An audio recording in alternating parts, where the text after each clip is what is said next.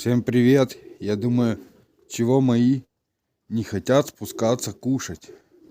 Вообще настороженные. Лежит зерно, а никто не идет.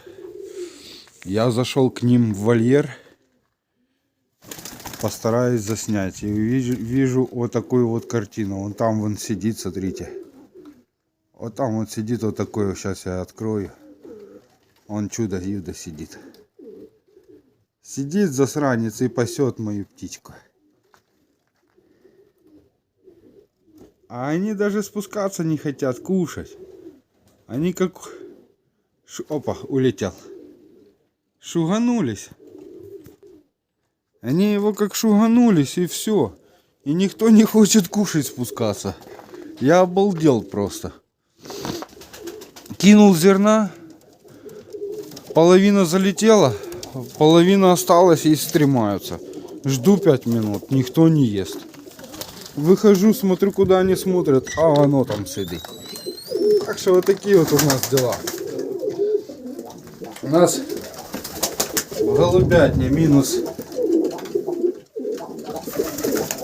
Сколько у нас там? Ну,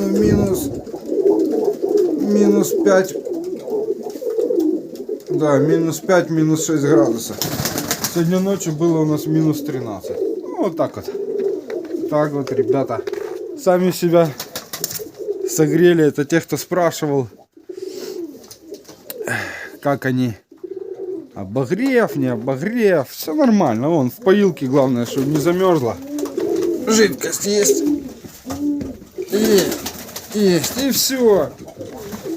Вот, что самое четкое для голубятни, это главное зимний период. Советую. Это подогрев поилки. А так, в принципе, голуби в сильном уходе. По теплу, в сильной заботе, им тепла не надо.